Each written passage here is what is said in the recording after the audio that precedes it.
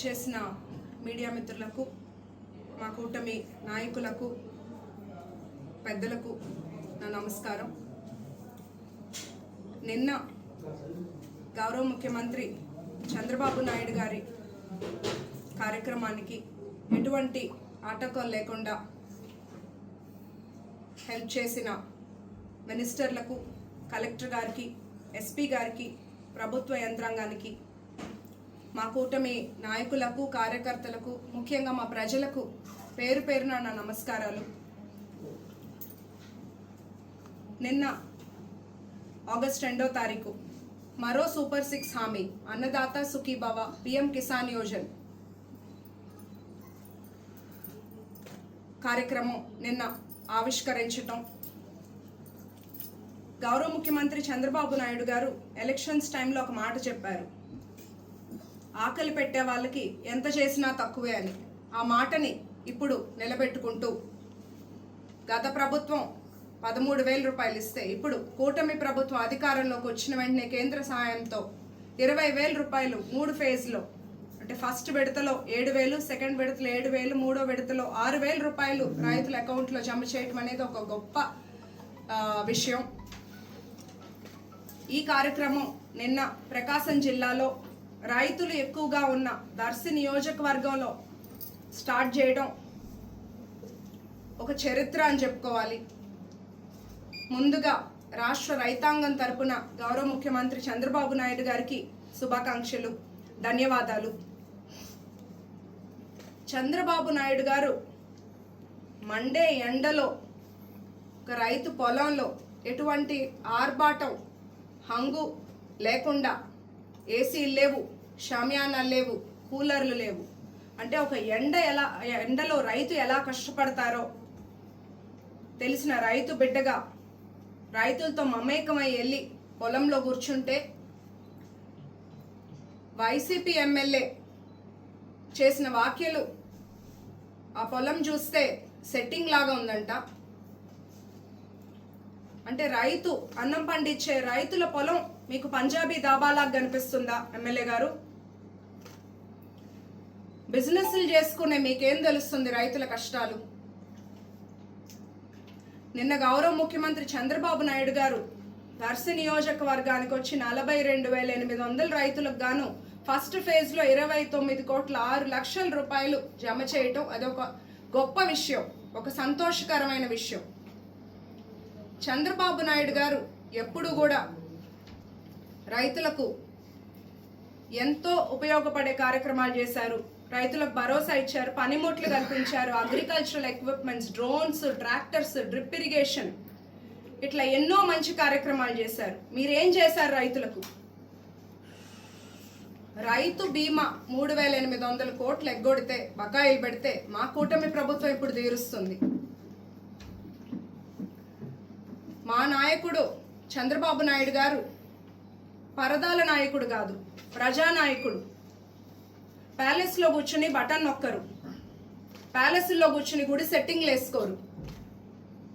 ఒక రైతు దగ్గరకు వెళ్ళి రైతు కార్యక్రమాన్ని నిన్న చేపట్టారు. మీకు అసలు మా గౌరవ ముఖ్యమంత్రి సీఎం గారి గురించి మాట్లాడే అర్హత లేదు. పైన నుంచి వచ్చే స్క్రిప్ట్లని చదువుతూ ఎక్కడ ప్రజలకి సూపర్ 6 హామీలు ఆల్రెడీ ఒక సంవత్సరంలోనే 90% హామీలు పూర్తయ్యాయి, ఎక్కడ ప్రజల్లో మనం ఉనికి కోల్పోతుందని 10 రోజులకు ఒకసారి వచ్చి ప్రెస్ మీట్లు పెట్టడాలు ఒక అలవాటు అయిపోయింది. గత 5 ఏళ్లలో దర్శిలో అభివృద్ధి అనేది జరగలేదు. వాళ్ళు చెప్తారు 20 ఏళ్ళుగా ఉంటున్నామని వాళ్ళు చెప్తారు.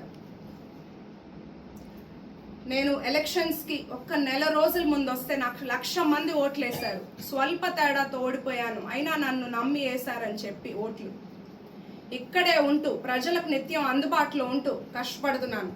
కూటమి ప్రభుత్వం ఈ ఏడాదిలో అధికారంలోకి వచ్చిన వెంటనే పెన్షన్స్ కానీ ఇచ్చిన మాట ప్రకారం 3,000 రూపాయలు 4,000 చేస్తూ, దివ్యాంగులకు 6,000 రూపాయలు చేస్తూ, డయాలసిస్ లెప్రసీ పేషెంట్స్కి 10,000 రూపాయలు. ఏకైక ప్రభుత్వం కూటమి ప్రభుత్వం. 64 లక్షల మందికి కన్నా ఒక సంవత్సరంలో 34,000 కోట్ల రూపాయలు ఖర్చు పెడుతున్న ప్రభుత్వం కూటమి ప్రభుత్వం. ఇచ్చిన మాట ప్రకారం గ్యాస్ సిలిండర్స్ 78,000 మందికి ఇక్కడ లబ్ధి పొందున్నారు. తల్లికి వందనం, ఇంట్లో ఎంతమంది పిల్లలు ఉంటే అంతమందికి గాను తల్లికి వందనం ఇస్తున్నారు. డెవలప్మెంట్ విషయానికి వస్తే పల్లె పండుగ ద్వారా 15 కోట్ల రూపాయలతో రోడ్లు వేసుకున్నాము, డ్రైన్స్ వేసుకున్నాము. ఎస్టీ ఎస్సీ అన్కనెక్టెడ్ రోడ్స్ 5 కోట్ల రూపాయలతో వేసుకున్నాము. దర్శిలో 4 కోట్ల రూపాయలతో ఆర్ఎన్బి రోడ్లు మరమ్మతులు చేసుకున్నాము. ఆర్ఎన్బి రోడ్లు 11.5 కోట్ల రూపాయలతో వేసుకున్నాము. నబార్డ్ కింద పిఆర్ రోడ్స్ 8 కోట్ల రూపాయలతో వేసుకున్నాము. దర్శి గ్రేడ్ 2 మున్సిపాలిటీగా అప్గ్రేడ్ అయింది. నిలిచిపోయిన అన్న క్యాంటీన్ స్టార్ట్ చేసుకున్నాము ఏడాదిలో. టీటీడీ కళ్యాణ మండపం కంప్లీట్ చేస్తున్నాము. మొగల్గొండాల్ రిజర్వాయర్ కంప్లీట్ చేస్తున్నాము.